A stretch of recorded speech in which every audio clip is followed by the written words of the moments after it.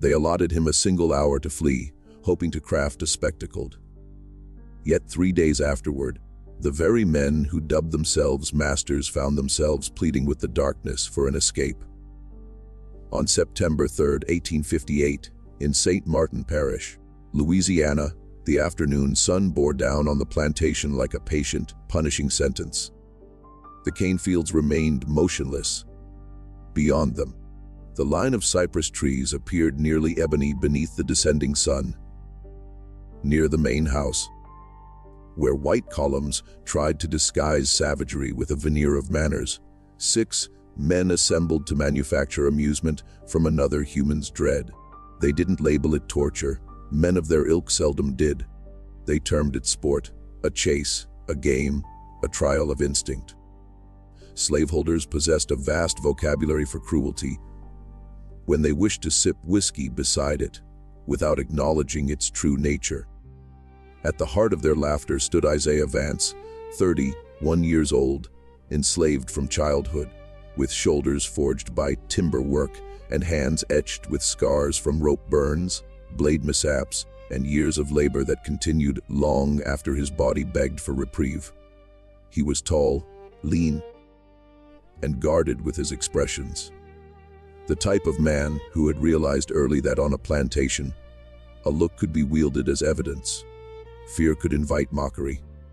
Anger could summon punishment. Even dignity, if displayed too openly, could prompt a beating from a man threatened by the sight of it.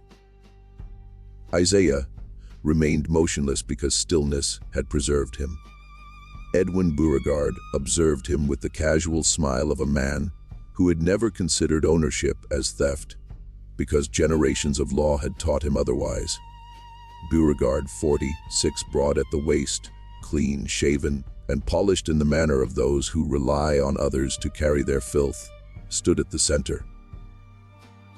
Alongside him were Silas Thorne, Caleb Dunn, Jonah Pike, Lucian Marrow, and Thomas Reed, neighbors, gamblers, men with horses and firearms, accustomed to a world arranged for their indulgence.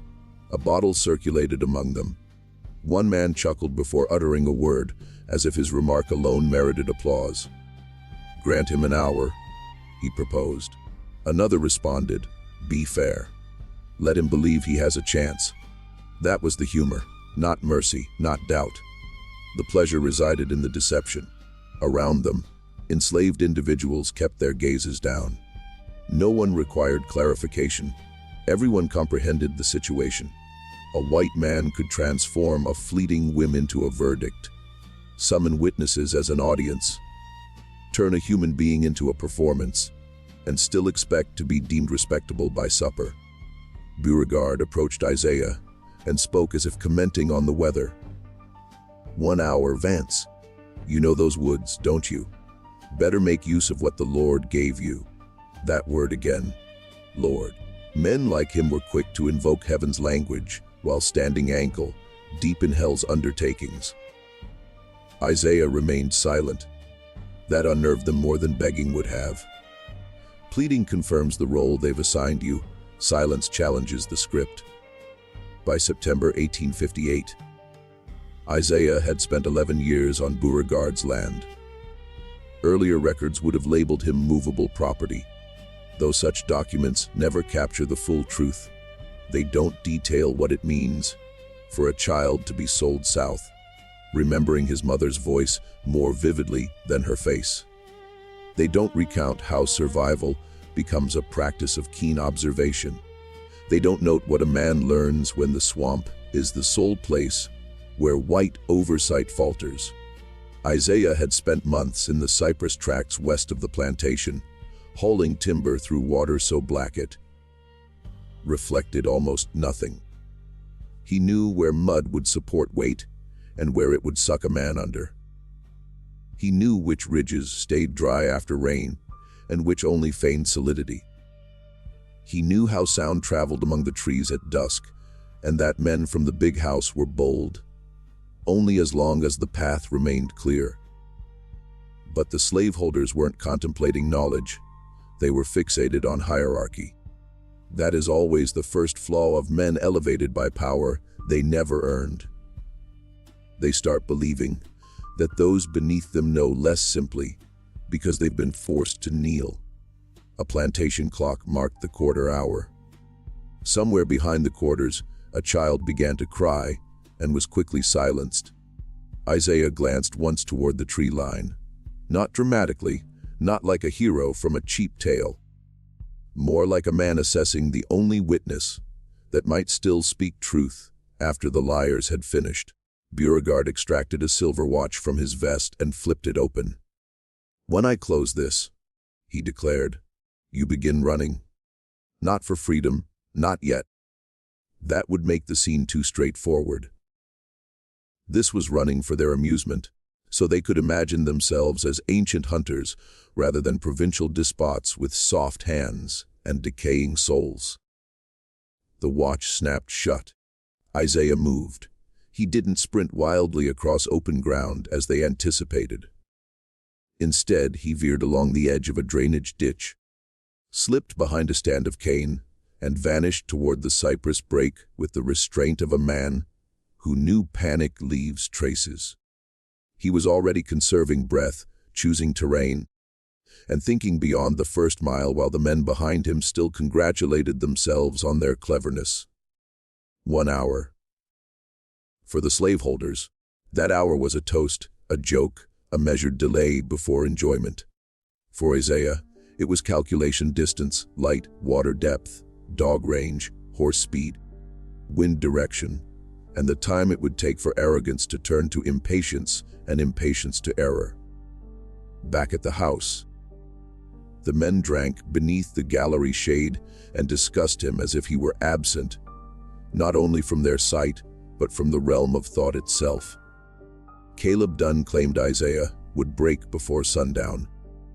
Jonah Pike boasted his hounds had never failed him. Lucian Marrow asked if Beauregard wanted the man returned alive, and the question provoked laughter.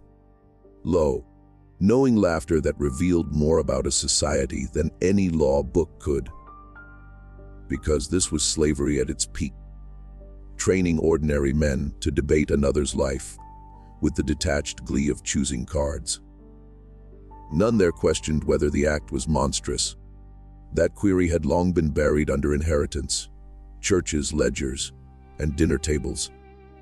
Evil endures longest when it no longer needs to justify itself. But beyond the plantation, the light was shifting.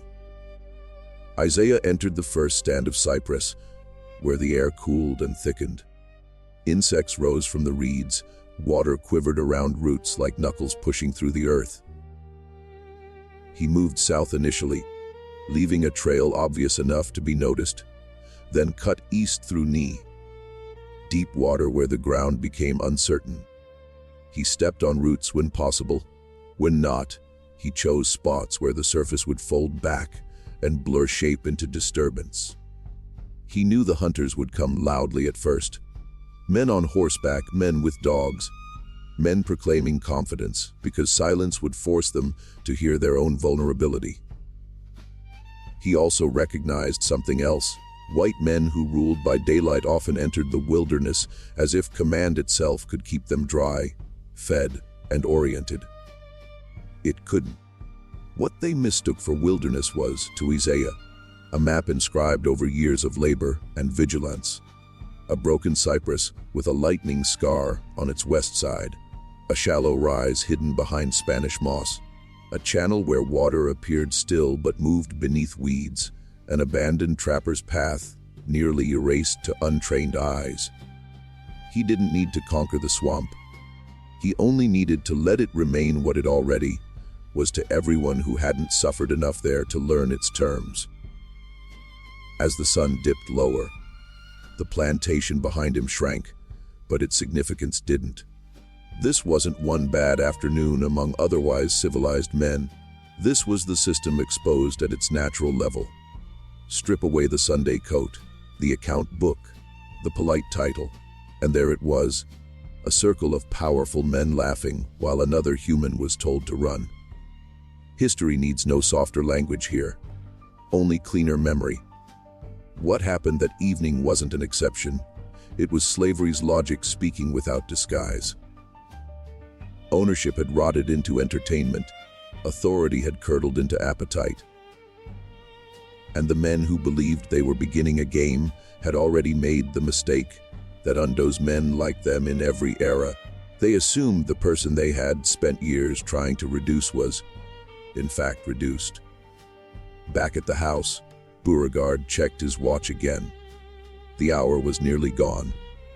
Horses were brought forward, rifles were lifted, hounds strained at their leads. The laughter hadn't fully faded, but it had changed, now carrying that sharper edge men use when they sense, dimly, that their joke may be heading toward consequences. Beauregard mounted first, the others followed. Then, with the last of the day leaning red against the cane and the swamp opening wide beyond, the hunt began. If you're listening from somewhere that believes history should never be softened, comment your city and country below. Night descended slowly over St. Martin Parish on September 3rd, 1858, but not slowly enough for the men behind Isaiah Vance. In the open fields near the plantation, a white man could mistake himself for powerful.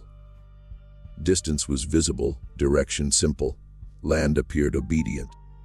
But once the last light bled into the cypress line, that illusion began to fail. The swamp didn't care who owned paper, who carried silver, or who had spent a lifetime being called master. In the dark water, the titles of cruel men sank quickly. Isaiah knew that. That was the first truth his hunters never bothered to learn. He didn't run like a desperate man fleeing blindly. He moved like someone returning to a language he had been forced to study in silence.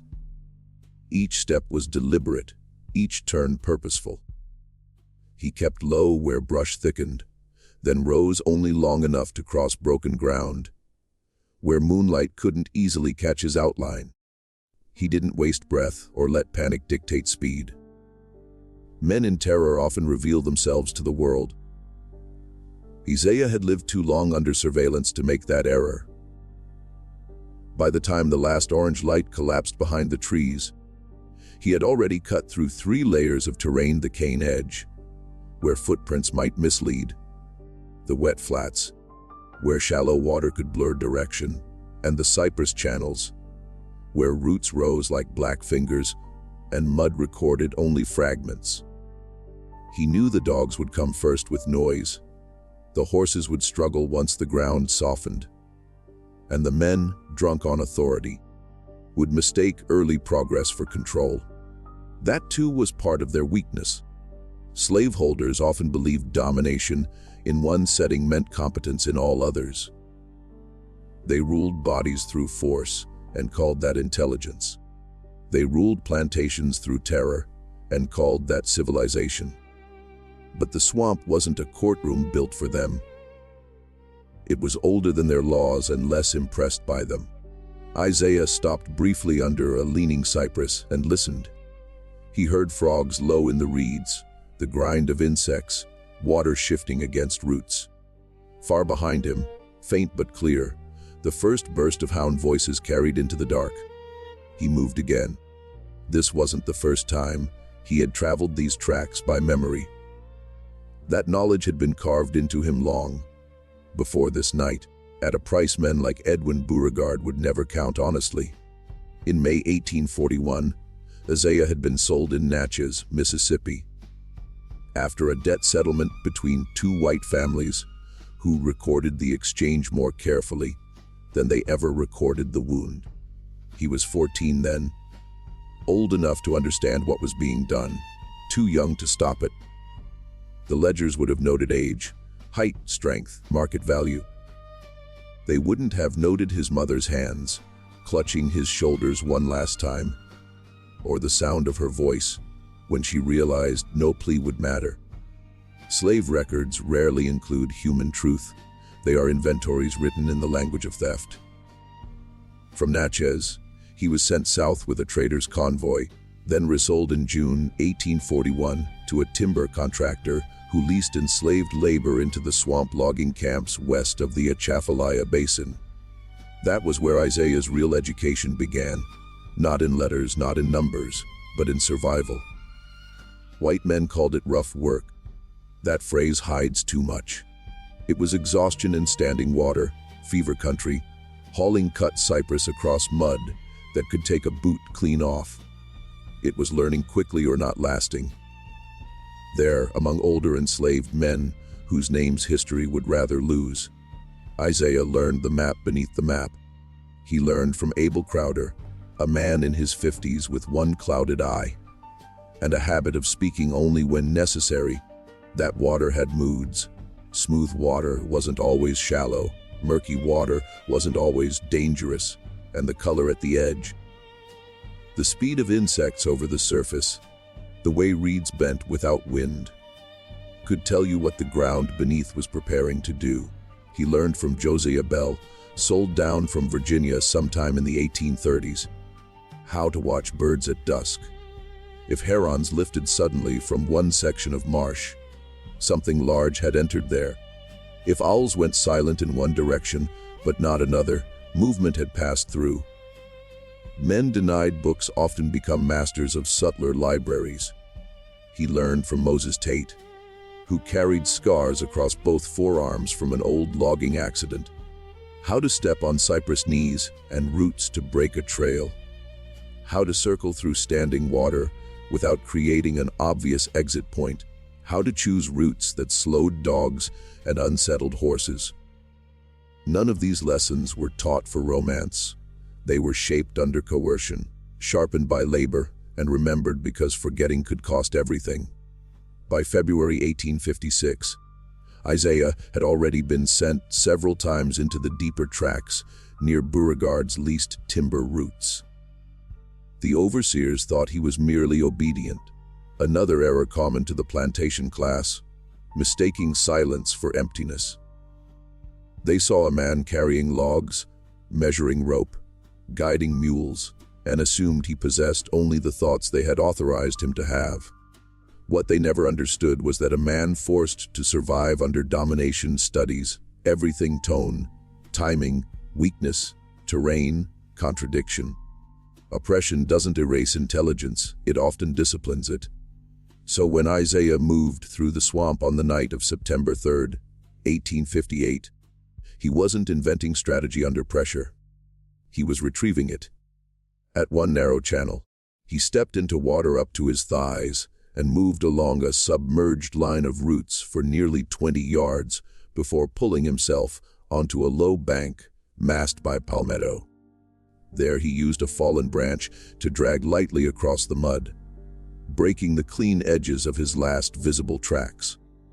Then he cut south again before bending east toward a patch of higher ground, where Spanish moss hung thick enough to break his shape in the dark. Behind him, the dogs grew louder, then louder still, then confused. That mattered, not because Isaiah needed miracles, but because confusion spreads fast among men who are only brave inside a structure built to flatter them. A slaveholder on a porch can seem immovable. A slaveholder waist deep in swamp water at night, hearing his dogs lose the scent, begins to remember he is made of flesh after all. Isaiah reached a shallow rise and crouched beside the exposed roots of an ancient cypress. From there, he could hear more than the dogs now. Horses snorting, men cursing. One voice, likely Jonah Pike, trying too hard to sound in command. Another answering with irritation already fraying at the edges. They had expected a sprint and collapse, fear in a straight line. Instead, they were entering the world of a man they had measured wrongly for years. And that is the deeper accusation this story carries.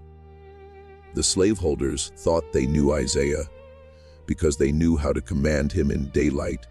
They thought they understood his limits because they had seen him in fields, in camps, beneath orders, beneath watch. But tyranny teaches rulers to mistake control for comprehension. They learn the body's exhaustion and imagine they know the mind. They witness obedience and call it inferiority. They turn enforced silence into proof of lesser depth. It is one of history's most repeated lies. Isaiah listened again. He counted the voices, 6 men at the start, still 6 now, but wider apart. That too would matter by morning. He moved before they closed the distance, cutting toward an abandoned trapper's path, barely visible between reeds and low brush. He had seen it years earlier during a timber run in August 1854. Nothing official, nothing marked. Just a faint raised line where older passage had hardened the soil beneath the rot. A white overseer riding past would never have noticed it. Isaiah had noticed, because men without power are forced to notice everything. The moon rose weakly through torn clouds. Light reached the swamp in fragments, enough to mislead, enough to turn shadows into shapes and shapes into warnings. Isaiah used that too. Once, at the edge of a flooded break, he broke a branch at chest height and left it hanging, as if someone larger had forced through in haste. Then he doubled back along the water and exited 30 yards away on stone, like roots. A small deception, a precise one. He didn't need grandeur. He needed delay, fatigue, doubt. The dogs barked hard again, then scattered in sound. A horse thrashed. A man shouted with the sharp anger of someone, embarrassed in front of other men. Isaiah didn't smile. Men in his position learn not to waste feeling too early. Survival first, meaning later. Still, something had changed. Hours earlier, he had been the object of their amusement. A body released into the dark so power could entertain itself. Now, night by night, yard by yard, the terms were shifting, not toward justice. History doesn't move that cleanly, but toward exposure. The deeper truth was no longer hiding. The men chasing him were not superior. They were merely protected by law, by weapons, by custom, by a nation that had spent generations teaching them that ownership proved worth. Strip away those protections, place them in darkness they don't understand, and what remains is often smaller than they can bear. Isaiah pressed forward through the trees, guided by memory, discipline, and the hard education bondage had never meant to give him. Behind him, the hunters were still calling this a game, but the swamp had already begun correcting them. Dawn came on September 4th, 1858, without mercy and without clarity. The swamp didn't brighten so much as reveal new layers of confusion. Mist sat low over the black water. Cypress trunks rose out of it like pillars in a ruined cathedral, tall and indifferent, their roots lifting from the mud like old bones. What little light filtered through the canopy didn't comfort the men inside it. It only made visible how lost they already were. By sunrise, the laughter was gone. That mattered. The day before, Edwin Beauregard and the others had ridden out from the plantation with the confidence of men who believed pursuit itself guaranteed victory. They had dogs, rifles, horses, and the law standing invisibly behind them like an extra weapon. In that world, white men rarely doubted outcomes. They doubted only timing. They assumed capture might take an hour or a night, but capture itself was never in question. That was the first mistake. They had released Isaiah Vance for amusement, certain that exhaustion, fear, and terrain would work in their favor. Instead, the terrain had exposed what their power had always concealed. These men were not capable outside the structure that protected them. They were not masters of nature. They were not even masters of themselves. They were men accustomed to obedience from others, suddenly standing in a place where obedience could not be forced. Jonah Pike was the first to speak too loudly that morning, which is often how fear introduces itself in proud men.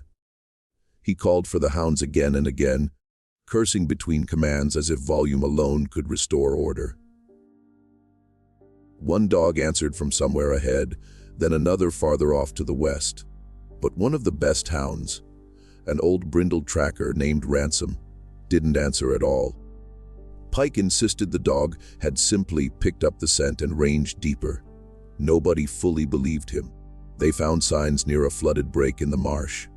Churned water, a snapped root, a drag mark too short to explain anything cleanly. Not blood, not proof, just disturbance. The kind of half-trace that turns a hunting party inward against itself. A missing dog in open country is inconvenience. A missing dog in swamp country, where sound twists and direction lies, becomes accusation. Silas Thorne dismounted to inspect the ground and nearly sank to his knee in soft black mud. He swore, yanked his boot loose, and glared at Pike as if the swamp itself had been laid there through personal incompetence. "This is what your damn dogs are worth out here." Pike answered immediately, too quickly. "Worth more than your horse if you'd shut your mouth long enough to let them work." That was how the cracks began. Not with grand declarations, but with irritation sharpened by fatigue. Men who had shared whiskey and laughter on Beauregard's porch less than 12 hours earlier were now speaking to one another like debtors and enemies. Oppression creates alliances of convenience, not loyalty. When the illusion of control weakens, every partnership built on arrogance begins to rot at the seams. Isaiah, somewhere ahead and unseen, didn't need to confront them directly. He needed only time. Time for the wet ground to turn boots heavy. Time for insects to worry, skin raw. Time for pride to become blame. Near mid-morning, a horse reared without warning. It belonged to Lucien Marrow, who had been riding near the rear, muttering complaints about the mud and the heat since dawn. The animal's front legs lifted, its head wrenching hard to one side, and Marrow went backward into a pool of shallow water and roots. He came up cursing, drenched and pale beneath the anger, insisting something had moved in the brush close beside them. "A man," Beauregard demanded. Marrow hesitated, and that hesitation told the truth better than his answer. "I saw movement. Could have been him. Could have been him." A day earlier, they had spoken of Isaiah as though he were a trapped thing moving in straight lines under panic. Now they were speaking about glimpses, impressions, possibilities. That shift in language matters. Power weakens first in the imagination. The moment a hunter begins to think the hunted might be watching back, the old hierarchy starts to tremble. Beauregard tried to restore the tone. He ordered the men forward, said Isaiah was tiring, said swamp men always made noise when they were pressed. But the performance was thinner now.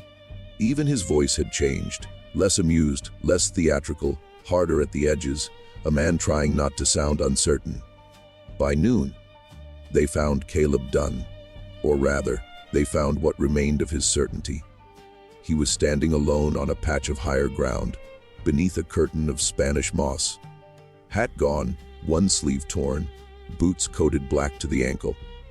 His rifle was missing. His eyes looked wrong before he spoke, too wide, too quick, fixed not on the men approaching him, but on the trees behind them. Beauregard called his name twice before Dunn answered. "Where's your horse?" Thorne asked. Dunn ignored the question. He was there, back in the trees. "I heard him moving." Nobody needed the pronoun explained. Pike spat into the mud and said Dunn had lost direction in the dark. "I know what I heard." Dunn snapped. "And I know what I saw." "What did you see?" Beauregard asked. Dunn swallowed, looked past them again. Nothing clear, just him, or the shape of him, watching. Watching. That word moved through the group like a draft through a cracked wall. Not running, not stumbling, not pleading, watching. Here was the humiliation they had not prepared for. Isaiah was no longer behaving like prey in their minds. He had become presence, a thought inside the swamp, a possibility in every line of trees. Men like Beauregard could endure hardship better than they could endure reversal. Hunger, heat, mud, these were inconveniences. But the idea that the man they had set loose for sport might now be studying them, measuring them, choosing when to reveal himself and when to disappear, that was intolerable. Because it struck at the central fraud of slavery, Slavery didn't merely force labor, it manufactured mythology. It told white men they were naturally suited to command, and black men naturally suited to submit. It dressed theft in paternal language and called degradation a social order. But systems built on lies have one permanent weakness. Reality keeps breaking through, and reality in that swamp on September 4th, 1858, was not flattering to the masters. Ransom the hound was still missing. Marrow's horse would no longer move without balking. Dunn had lost both his weapon and his nerve. And Isaiah Vance remained uncaptured. No one said his name casually now. That changed too.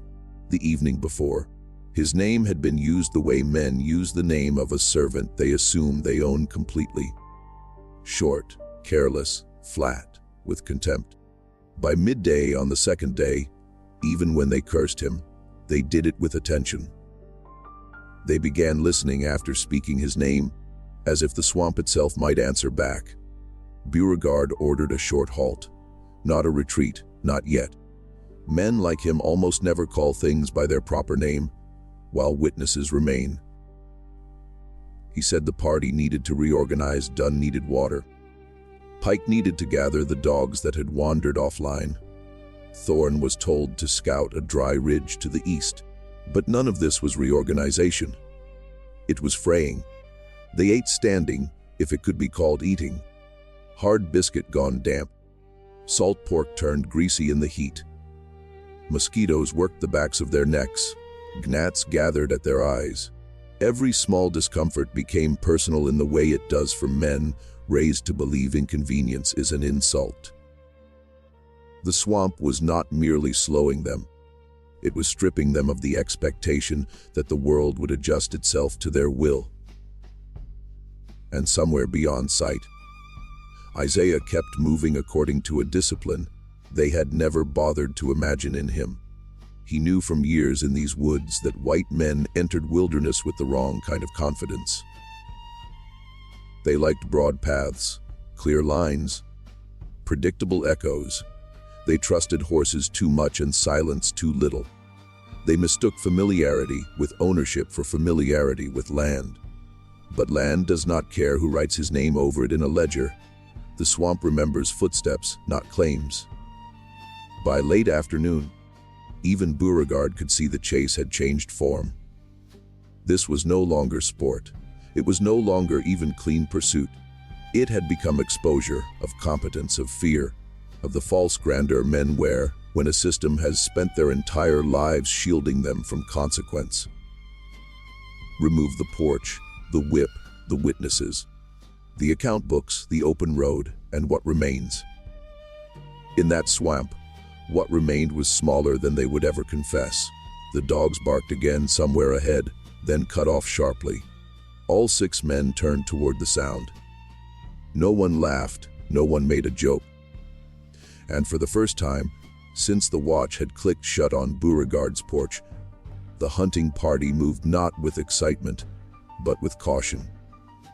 That was the second mistake, because once a man who built his life on domination starts walking carefully through another man's darkness, he has already surrendered more power than he knows. Midnight settled over St. Martin Parish, Louisiana on September 4th, 1858, with the kind of darkness that began behaving like a witness. The last traces of daylight had died hours earlier. What remained was wet blackness, the low pulse of insects, the sour smell of standing water, and 6 white men moving through unfamiliar ground with the fading confidence of men who had mistaken position for strength. Their boots dragged, their tempers shortened. Every branch that snapped in the distance sounded to them like intent. That was new.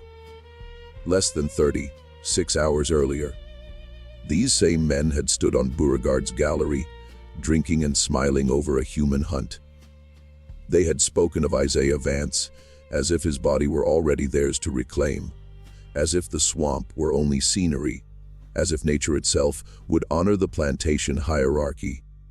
But the swamp had no interest in their fantasies. Land cannot be flattered by ownership papers. Mud does not kneel. Darkness does not recognize rank, and so the correction began. Their lanterns were failing first. Lucien Marrow cursed when his flame shrank to a weak orange pulse behind smoked glass. Jonah Pike slapped his own lantern twice as if force could improve it. The damp air had gotten into everything. Wicks, powder, leather straps, biscuit sacks, tempers. It is one of the oldest lies of power that control is natural. In truth, it is often artificial, fragile, dependent on dry rooms, witnesses, and routines. Put arrogant men in wet darkness long enough, and the costume begins to peel. Beauregard ordered them to keep moving east toward a low ridge he claimed would carry them around the flooded channel. Claimed. That word matters. By midnight, much of what came from his mouth had turned into claim rather than fact. Silas Thorne no longer bothered to hide his contempt. You claimed the same thing an hour ago. Beauregard turned on him instantly. Then find the way yourself. No one intervened. No one laughed it off. Their fellowship had been a porch arrangement. Easy in the light, easy with servants nearby, easy when cruelty still felt theatrical. Out here, stripped of that stage, they were becoming what men like this often are beneath the polish, suspicious, thin, skinned, and quick to blame. Isaiah didn't need to touch them for that to happen. That is what made this stretch of the hunt so devastating to them. The plantation trained them to believe power must always look physical, immediate, visible, a whip in hand, a pistol drawn, a command shouted. But Isaiah's advantage was older and quieter. He didn't need spectacle, he needed sequence. He let the swamp make them damp, hungry, irritated, embarrassed, sleepless. He let their own expectations do the damage. He knew the ground better than any of them. Not because the world had been generous enough to educate him, but because bondage had forced him to memorize what others were free to ignore. In February 1856, Beauregard had leased Isaiah and 3 other enslaved men to a timber crew, working deeper west of the plantation boundary. The assignment lasted nearly 3 weeks. The records, if they still existed, would likely mention hauling volume, days lost to weather, mule injuries, maybe the number of cut cypress loads moved across the tract.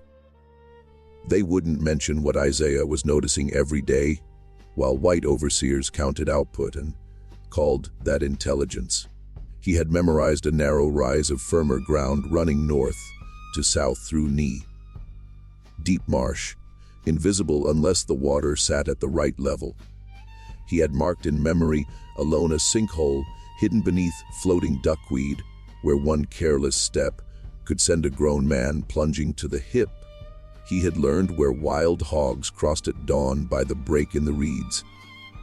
He had seen an abandoned trapper's path, half swallowed by brush, still usable if a man knew where the old footings remained beneath the rot. He had studied the leaning cypress near a storm. Split oak, the place where 2 ridges met, the dry pocket behind a curtain of palmetto where a person could crouch unseen and listen. White overseers mistook his silence for passivity. In truth, he was building a map. That is one of the moral obscenities at the heart of this story.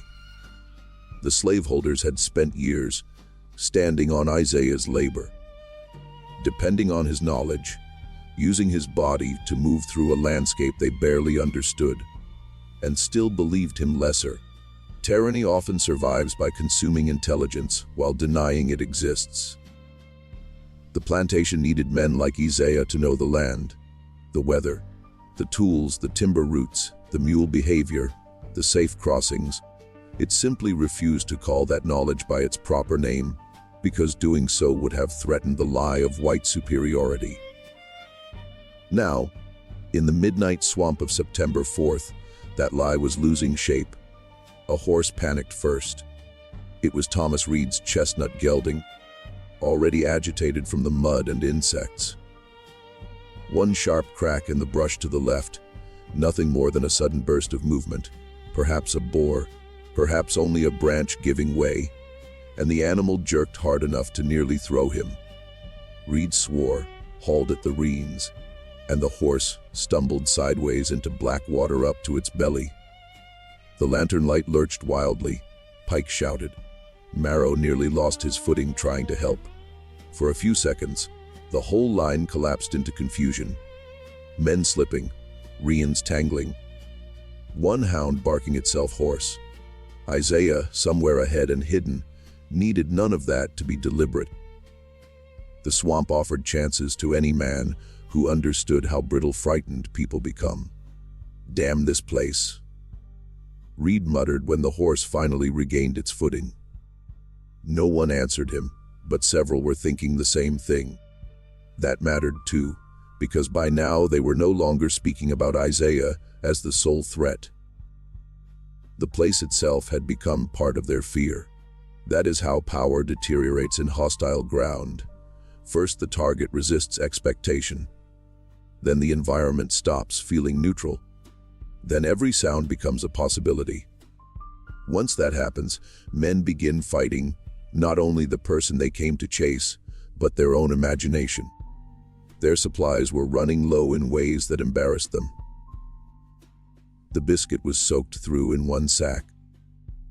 A strip of cured meat had gone missing from another, likely dropped in the dark during one of the halts, though Pike muttered under his breath that it had been taken. By whom? No one asked the question directly. They didn't need to. The suggestion alone did its work. One can hear the old arrogance trying to survive in moments like these.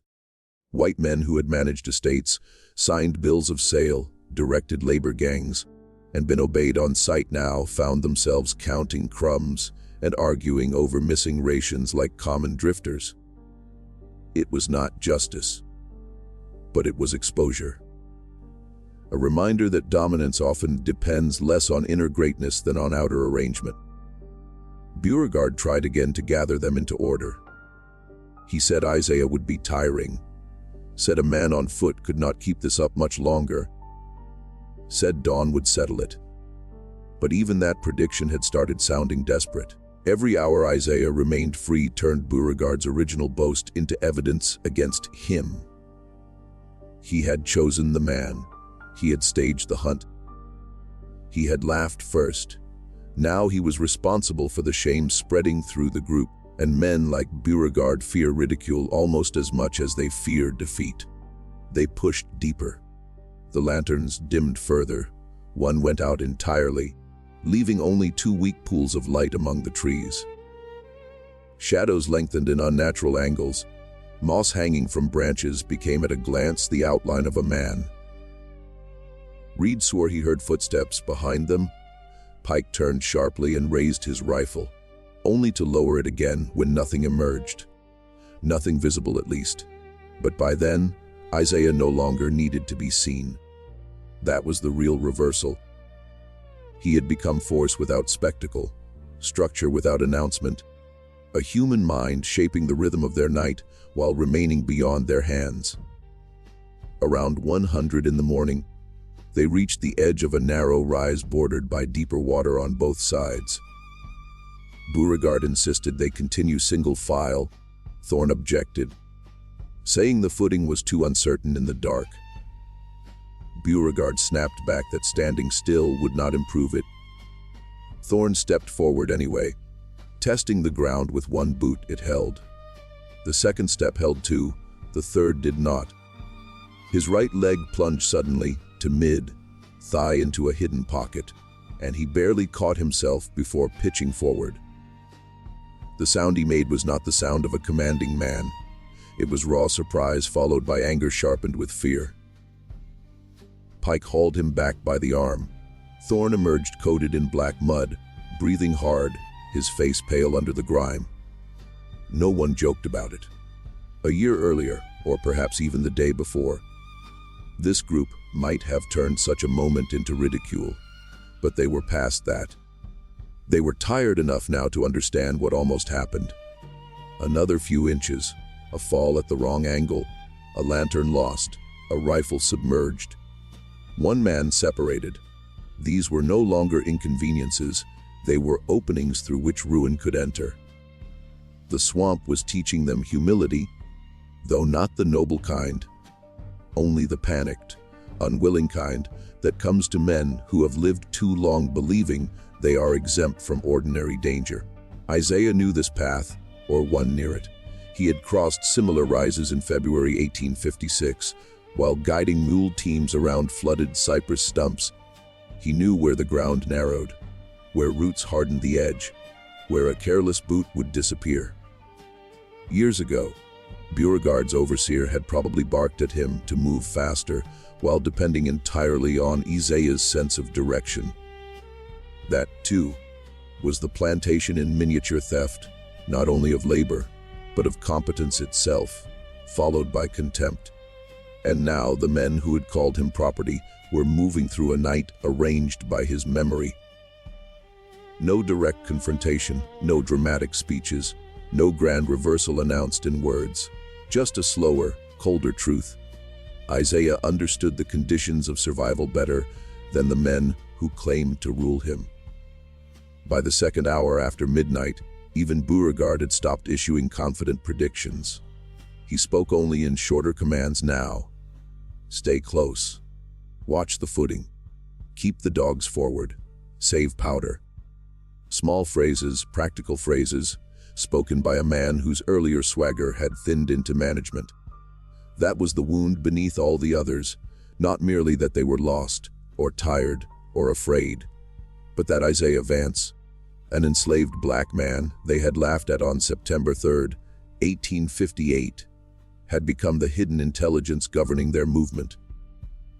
The swamp was not just surrounding them now, it was judging them. And for the first time in their lives, that judgment was coming from a world they could not bully into silence. By the morning of September 5, 1858, the hunt had lost the last of its pretense. Nothing about these men looked sporting anymore. Their coats were stained dark with swamp water, their boots dragged with mud heavy enough to change the way they walked. The collars that had sat crisp and proud on Beauregard's porch now clung damp against their throats.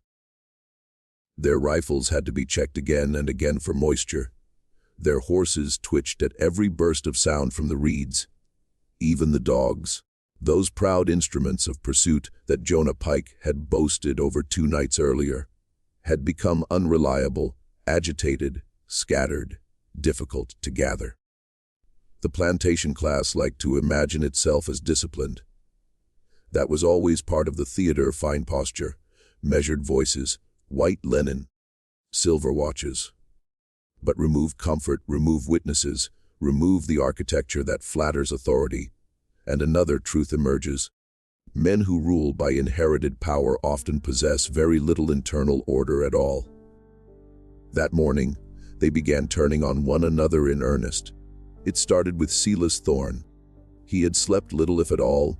None of them had. What passed for rest during the night of September 4th had been a miserable pause on a patch of slightly raised ground, ringed by cypress knees in standing water.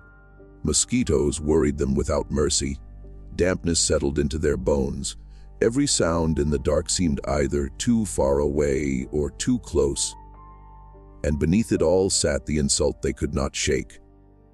Isaiah Vance was still ahead of them. Thorne broke the silence while the others were trying to swallow damp biscuit at first light. "You chose the wrong man." He said it directly to Edwin Beauregard. No one pretended not to hear. Beauregard looked up slowly, his face drawn tight with exhaustion and anger. "What's that supposed to mean?" "It means," Thorne said, "if you were set on this foolishness, you should have picked a field boy half-starved and half-lame, not a swamp hand who's been running timber trails since before some of us bought our first acres." There it was. Not remorse, not conscience, not any recognition that the hunt itself was vile. Men like this rarely reached morality before they reached inconvenience. Thorne was not condemning the act, he was condemning the miscalculation. Beauregard answered with the old pride, but the old pride no longer fit cleanly. I know my own property better than you. That word landed differently now, property. He used it as a shield, the way men in his class always did when reality threatened them. Call a man property, and perhaps you can avoid admitting he has out. Thought you. Call him property, and perhaps you can soften the humiliation of being led day after day through darkness you do not understand. But language does not rescue falsehood forever. The swamp had already begun stripping those disguises away. Thorn laughed once, low and bitter. That so? Then why are we still out here? No one moved, not Reed, not Marrow, not Pike. Even Caleb Dunn, who looked the worst among them. Pale and hollow-eyed, since they had found him wandering on the previous day, said nothing. Silence in groups like this is its own confession. It means the insult has found agreement. Beauregard stood up. We're still out here because none of you men can keep a line. Pike's dogs have lost their heads. Dunn lost his rifle. Reed nearly lost a horse. And you? And I what? Thorn snapped. You've done little but complain. That might have ended things on the porch 2 days earlier, with whiskey in hand and enslaved men nearby to remind everyone where the hierarchy stood. But there was no porch now, no household, no invisible machinery of comfort protecting the tone of white fellowship. Only mud, damp powder, hunger, and a missing captive who refused to behave like one. Thorn stepped closer. This is on you, Beauregard. You wanted a spectacle. You wanted us to laugh. Now look at us. Those words mattered because they named the thing too plainly. You wanted a spectacle. That was the truth they had all been hiding inside polite euphemisms. Not a pursuit of justice, not recovery of runaway property, not protection of order. A spectacle. A game made from another man's fear. What slavery often concealed under legal words, the swamp was now forcing into the open. Beauregard glanced at the others, searching for loyalty and finding only fatigue. That was when Jonah Pike made his own break with the group. "Wa should turn back," he said. The statement hung there like blasphemy. Thomas Reed turned first. Turn back. Pike wiped a hand over his mouth, eyes fixed on the dogs rather than the men. Woon regroup at the plantation. Bring fresh hounds. Dry powder. More men if needed. If needed. Marrow repeated with a kind of contemptuous disbelief. Listen to yourself. It's the sensible move. No, Reed said sharper now. That's the coward's move. Pike took a step toward him. You want to say that again? And there it was. The hunt now reduced to the level of schoolyard insult. Pride eating its own tail, while the real subject stood absent and undefeated ahead of them. But Pike was not done. You think I don't know what this is becoming? We've been pushed in circles for near 2 days. One dog gone, another lame, horses half spooked, food nearly gone, and none of us can say where exactly he is. You call that control? No one answered at once, because control was the one word none of them could honestly claim anymore. Somewhere beyond the rise, one of the hounds barked and then stopped abruptly. All 6 men turned toward the sound. For a second, the old instinct returned, the shared orientation of hunters. But it was brief, when no second bark followed. Their attention drifted back to one another, and the real unraveling resumed. Caleb Dunn, who had been quiet too long, finally spoke. "Is not alone." The others turned toward him. Beauregard frowned. What nonsense is that? Dunn's face looked aged by more than one night. Mud clung to his sleeves. There was a tremor in his jaw he could not quite master. I heard voices. Marrow scoffed immediately. You heard insects and your own fear. Dunn ignored him. I heard voices. Low, not close, but more than one. That claim landed hard because it offered a possibility worse than simple failure. If Isaiah had help, if other enslaved men from the timber tracts, or poor whites from backwater camps, or even runaways from neighboring estates were moving through that swamp with him, then this was no longer merely one man's escape. It was a breach in the whole imaginary wall that protected plantation society. Beauregard answered too quickly. "There is no gang out here." "How do you know?" Dunn shot back. "Because I would know." Would. Again the old assumption: I own the land. Therefore I know it. I own the labor. Therefore I know the laborers. I control the plantation. Therefore nothing significant can happen beyond my awareness. That was the poison at the heart of the class these men belonged to.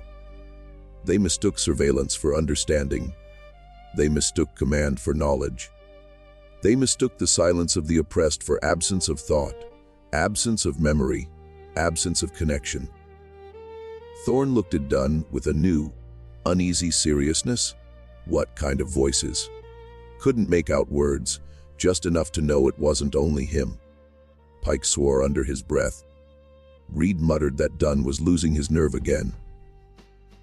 But none of them dismissed it fully. That was the difference now. 2 days earlier they would have laughed at the idea.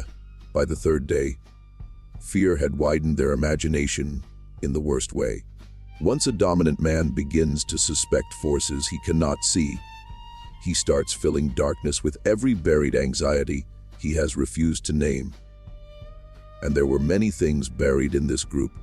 It began leaking out in fragments. Not confession in the noble sense. Fear rarely makes men noble. But panic loosens the mouth. Exhaustion breaks the seal. Pride tries to keep over old crimes. Reed accused Marrow of cheating widows out of land titles near Bayou Teche in 1854. Marrow answered by reminding the group that Reed had sold a mother's 2 sons separately in November 1856 to settle gaming debts in New Iberia. Pike, already frayed, snarled that Beauregard himself had hidden at least one illegal resale. After the interstate restrictions tightened, falsifying a ledger in March 1857 through a clerk in St. Martinville, Beauregard lunged at him verbally, denying the exact details but not the spirit of the thing. And that is what stories like this must not soften. These men were not merely of their time. That phrase is too merciful, too lazy, too eager to blur choice into atmosphere.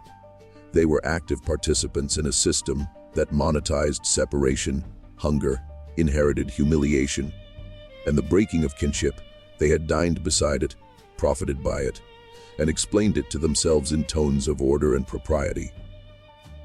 Now, under pressure, those polished surfaces cracked, and what oozed out was ledger, deep corruption. Isaiah didn't need to hear those accusations for them to matter. The swamp itself had become a kind of court. Not a just one, not an official one, but an exposing one. In daylight, these men were planters, lenders, church donors, magistrate acquaintances in the wilderness. Stripped of audience and routine, they were revealed as frightened men, carrying not only weapons, but records of what they had done to remain powerful. By late afternoon, the group had lost its shared rhythm completely. Thorne walked ahead more often, no longer waiting for Beauregard's instruction. Pike kept near the dogs, muttering to them, as though they were the last creatures he still trusted. Dunn lagged and turned too often to look behind. Reed had stopped speaking except when provoked.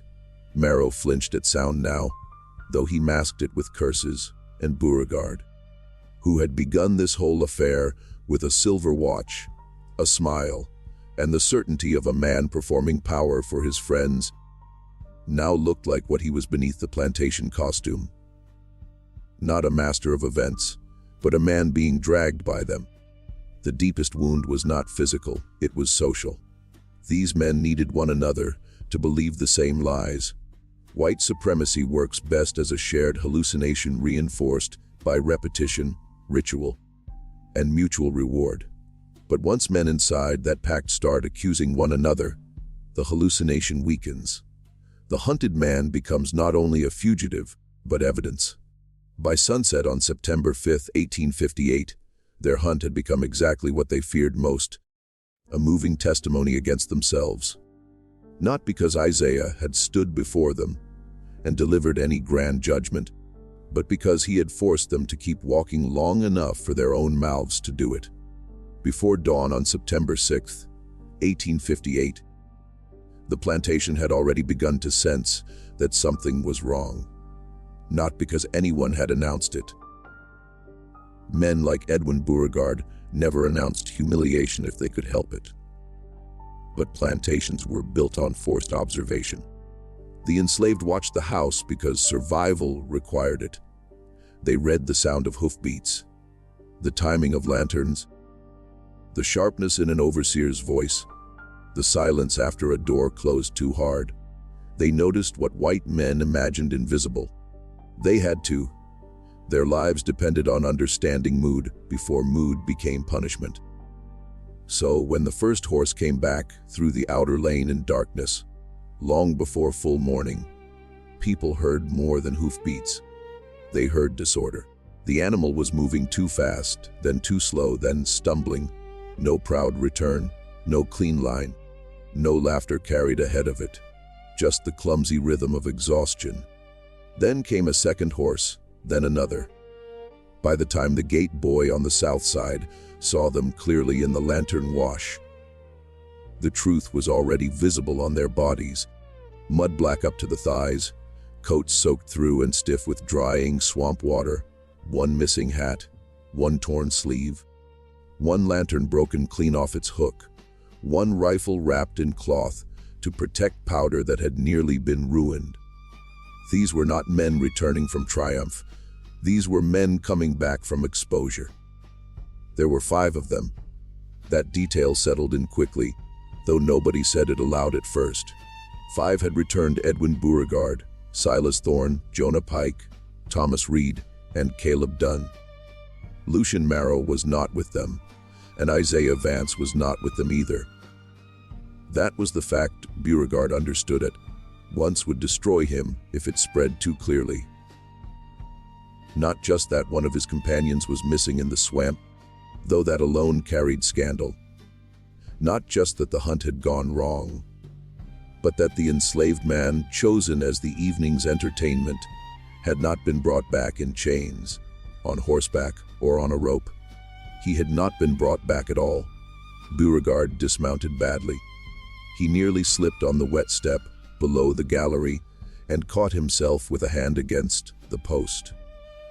One of the house servants saw it from the shadows beside the kitchen path and lowered her eyes immediately. But she had seen enough.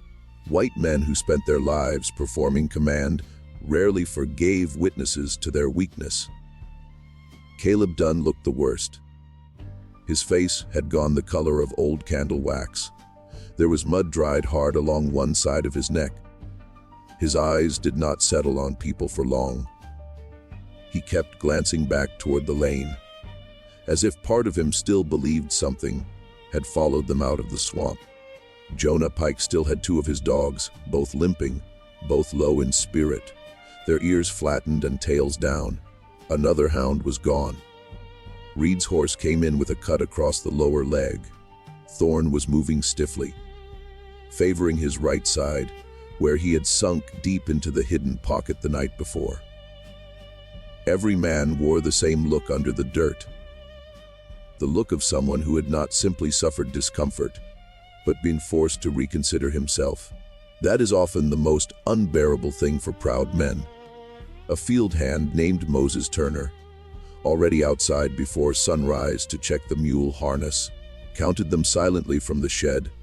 5 white men, not 6, no captive. He said nothing, he didn't need to.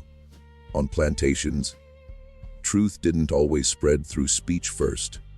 It spread through eyes, posture, timing. One look passed to another. One silence answered another. Meaning moved before words. Beauregard barked for water, for dry cloth, for someone to get the stableman. The anger in his voice was not strength returning. It was panic trying to clothe itself again. Then he gave the order that revealed everything. No one speaks of this. Not in the yard, not in the quarters, not beyond this house. You hear me? He said it to the household staff, but really he said it to history. Men like Beauregard always believed they could command the record the way they commanded a room. Suppress the event before breakfast. Replace fact with tone. Let class standing do the rest. This was how plantation society survived its own rot. Not by innocence, but by disciplined lying. Silas Thorne said nothing in response. Pike avoided Beauregard's eyes. Reed muttered that they would send out another search after sunup, though his voice lacked conviction. Dunn, when spoken to, did not answer at all. That silence from Dunn began to draw attention immediately. He was asked where Marrow had been lost. No answer. He was asked whether he had seen Isaiah at the end. No answer. He was asked if Marrow had fallen, wandered, or turned back. Still nothing. He took the dipper of water in both hands and drank, like a man trying to wash memory down, rather than quench thirst.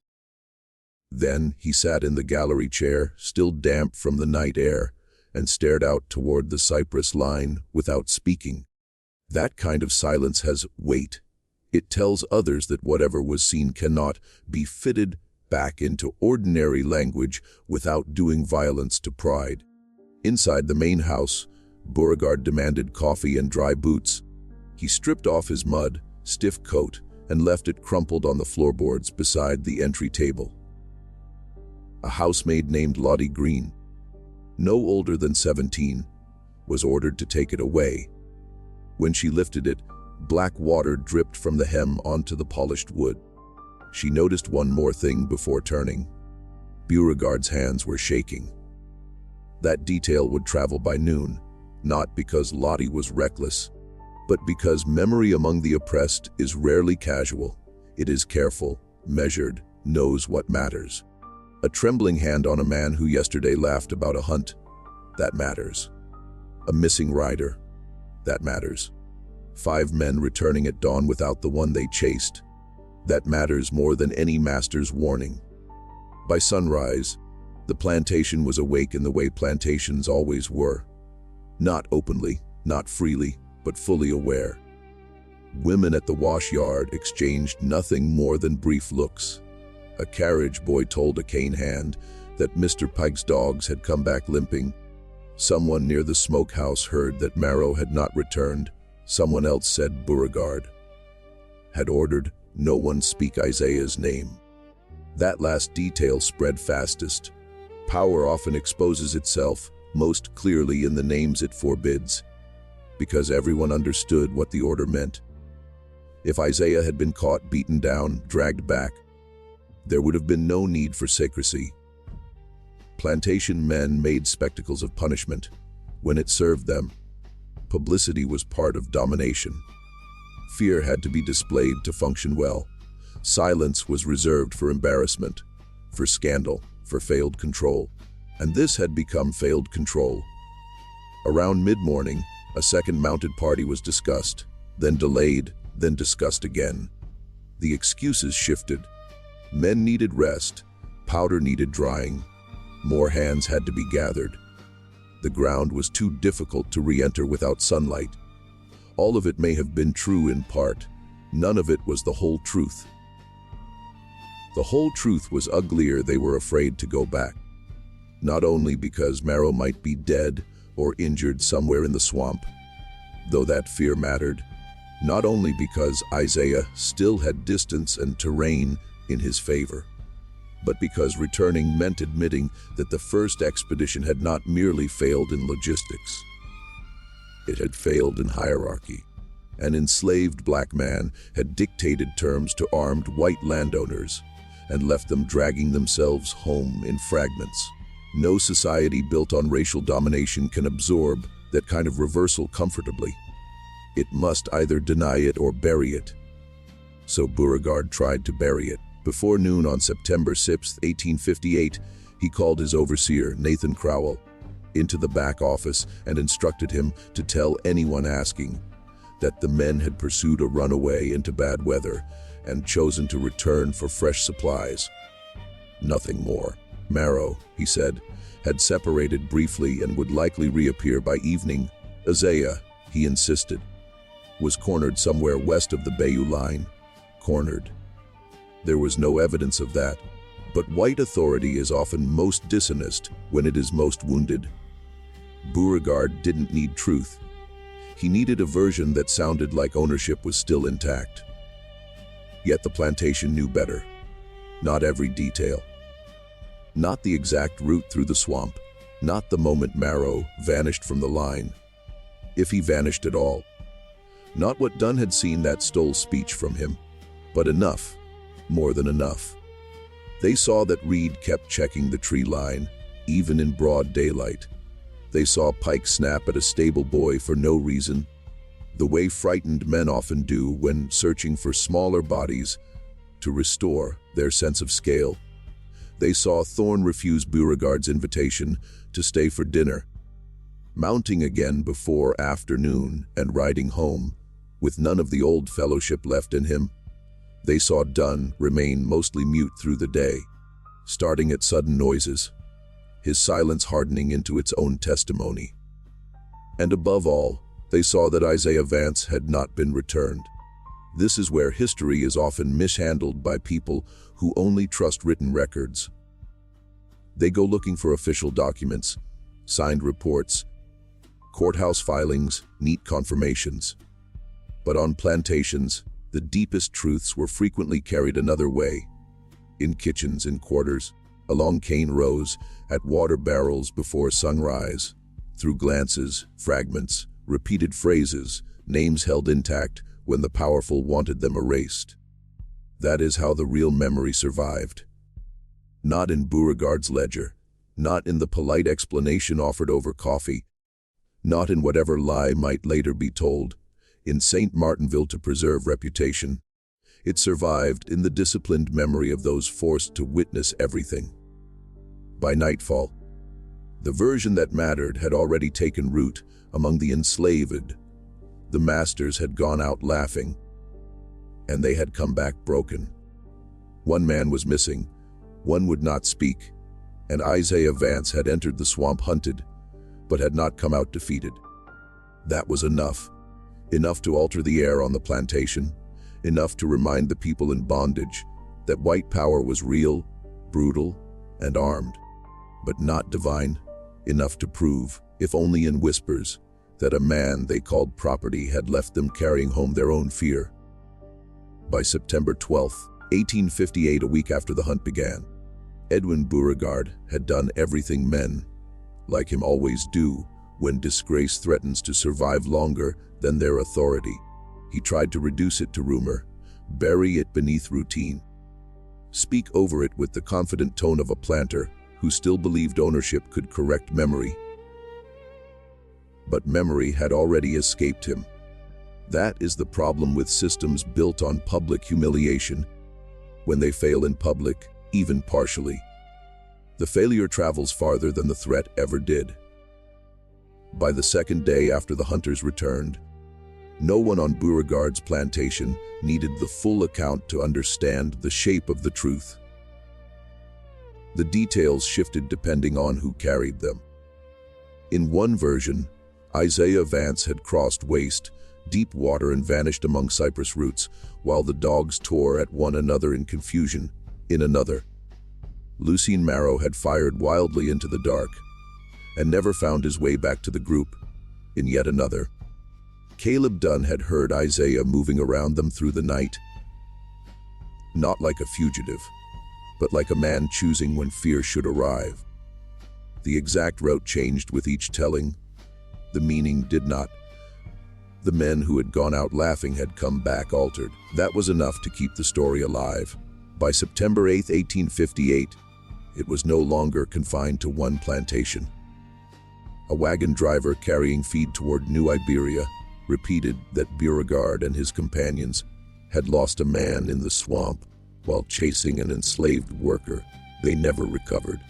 A laundress on a neighboring estate heard that Jonah Pike's finest hound had disappeared, and that Pike himself no longer bragged when Isaiah's name was mentioned. A boatman taking timber receipts downriver said one of the hunters had returned unable to speak clearly about what happened. after the second night. This is how buried history survives.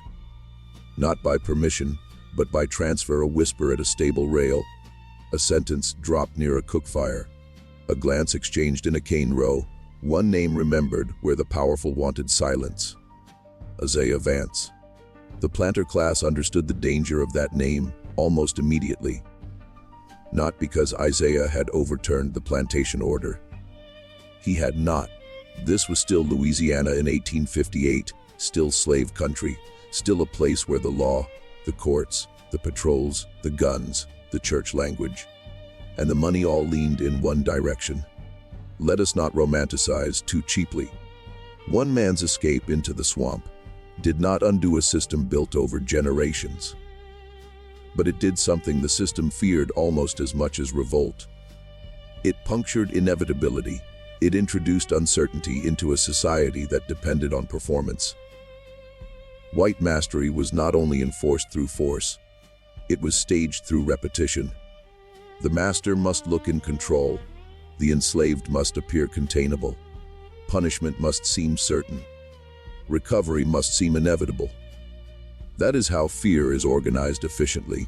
That is how a minority rules a majority and still sleeps at night. Isaiah disrupted that theater.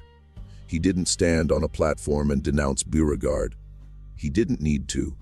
He forced the men to enter his terrain and then leave it diminished. For a week afterward, that fact worked on the plantation world like wrought under polished wood. Beauregard tried to answer it with patrols. 2 more search parties were discussed after September 6th, but neither went deep. The first rode the outer tracks and returned by sundown with nothing except torn brush, old tracks blurred by water, and a growing reluctance to press farther west. The second, sent on September 9th, never went past the Low Marsh Ridge, where Pike claimed the dogs had first lost the scent. By then, excuses had taken the place of strategy. Poor footing, bad weather, no reliable dogs, risk of fever in standing water. These concerns were real, but so was the deeper truth behind them. The men were frightened of the place now, and not only of the place, but of the possibility that Isaiah had not merely fled it, but mastered the memory of what happened there. That possibility matters because white power, especially in slave societies, depends on controlling aftermath as much as action. What happened is one thing. What can be told about what happened is another. If Isaiah had died quietly in the swamp, Beauregard could still have salvaged the story. The man ran. The wilderness took him. Lesson concluded. But Isaiah's body was never found. No torn remains, no rifle beside bones, no final proof. That absence became its own threat, because where certainty fails, interpretation begins, and interpretation, in the hands of the oppressed, is dangerous to tyranny. On neighboring plantations, Isaiah's name shifted in use over the following days. Some spoke it carefully, almost like prayer. Some spoke it with a kind of disciplined satisfaction. Some used it as warning to children who were old enough to notice that even white men could come home shaken. Some men in the quarters, older and less easily carried away by hope, said little at all except that the swamp had taken sides for one night, maybe 2, and that such things should be remembered without foolishness. That restraint matters too. Memory among enslaved people was not always loud. Often it was sober, protective, exact. It knew too well what happened when joy was overheard. So the story spread not as open celebration, but as preserved meaning. Isaiah had been given 1 hour like a joke. 3 days later, it was the hunters who fled. That sentence, or some version of it, traveled because it exposed something cleanly. The slaveholders had wanted entertainment from another man's fear. Instead, they carried home their own. It was not justice in full. Justice would have required far more than their discomfort. It would have required the collapse of the system that made the hunt imaginable in the first place. But history is not always generous enough to offer perfect endings. Sometimes all it gives is rupture, exposure, a stain that refuses to wash out of the story. Lucien Marot was never officially recovered in the version Beauregard preferred to tell. In polite company, his absence was later explained as a riding accident during a difficult pursuit after a runaway. No mention of sport. No mention of whiskey on the porch. No mention of the laughter before the watch snapped shut. Men of Beauregard's class were practiced in that kind of editing. They trimmed events until only the respectable bones remained. But respectable bones are not the same as truth. The truth was uglier. 6 men had entered the swamp under the illusion that hierarchy was portable. 5 men returned, and the black man they had chosen as prey did not.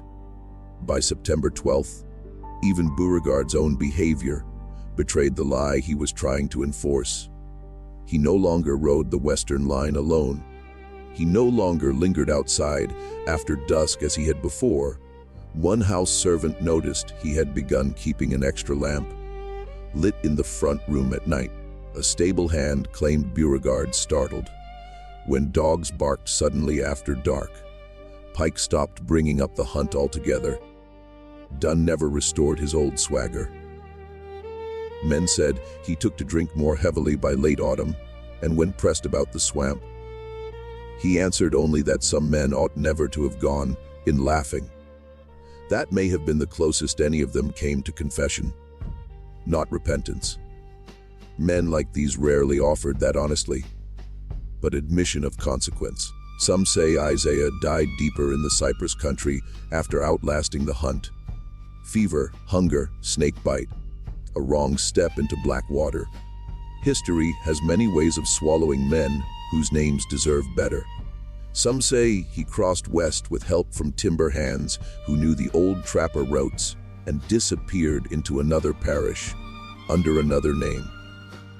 Some say he never truly left the outer edge of Beauregard's world, that he stayed hidden long enough to watch the men who hunted him return to their porches and never again feel secure in the tree line at dusk.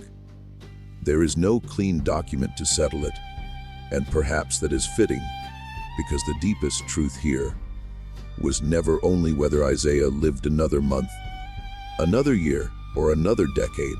The deeper truth is what this hunt revealed about the society that created it.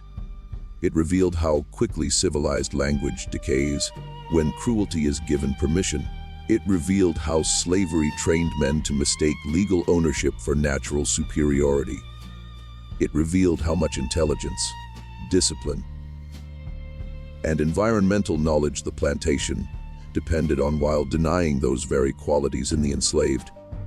It revealed that the men who called themselves masters were often most confident where risk had been arranged away for them, and most fragile where reality could no longer be whipped into order. And it revealed something else this country has too often tried to soften. Human degradation was not a side effect of slavery. It was part of its recreation, its custom, its dinner table humor, its weekend vanity. A man was given 1 hour to run, not because the system malfunctioned, but because it was functioning exactly as designed. That is why stories like this must be remembered without perfume, not as folklore polished into comfort, not as a frontier adventure, not as a curious anecdote from a rougher age, but as evidence of what power becomes when it stops seeing other people as human, evidence of what memory must continue carrying when official records go thin or polite, evidence that even inside one of the cruelest systems ever normalized in American life, there were men who could not be reduced as completely as their owners believed. Isaiah Vance entered that swamp hunted. What emerged from it was not a neat legend, not a heroic poster, not a perfect victory. What emerged was something darker and more useful, a reversal the masters could not fully erase. A week later, the plantation was still working, still armed, still cruel, still intact. Let us not lie about that. But somewhere inside it and beyond it, a sentence had lodged itself where fear usually lived. They went in laughing, they came out afraid. And that, in a world built on forced terror, was enough to be remembered. If this story stayed with you, subscribe and comment your location below, and tell me your theory. Did Isaiah die in the swamp? Or did he make sure they feared him for the rest of their lives?